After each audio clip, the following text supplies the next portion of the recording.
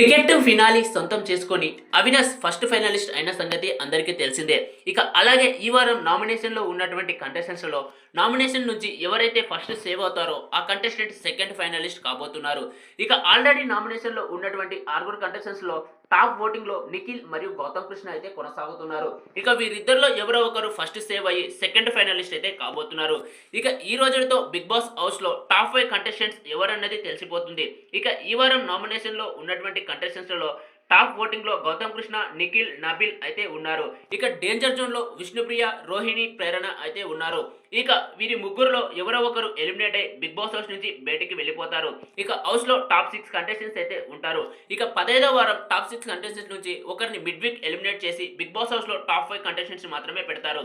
ఇక already grand finale మరొక వారమే ఉంది కాబట్టి బిగ్ బాస్ హౌస్లో మీ ఒపీనియన్ ప్రకారం బిగ్ బాస్ సీజన్ 8 టైటిల్ విన్నర్గా ఎవరు అవుతారని అనుకుంటున్నారో కింద కామెంట్ సెక్షన్లో కామెంట్ చేసి తెలియజేయండి.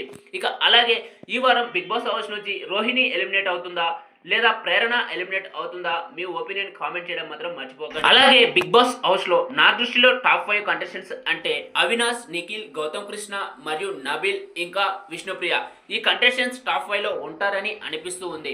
మరి మీ ఒపీనియన్ ప్రకారం ఏ కంటెస్టెంట్ టాప్ 5 లో ఉంటారో ఈ కింద కామెంట్ సెక్షన్ లో కామెంట్ చేసి తెలియజేయండి. అలాగే ఇలాంటి మరెన్నో బిగ్ బాస్ అప్డేట్స్ ముందుగా పొందాలి అంటే మన ఛానల్ ని సబ్స్క్రైబ్ చేసుకొని పక్కనున్న బెల్ ఐకాన్ క్లిక్ చేయండి.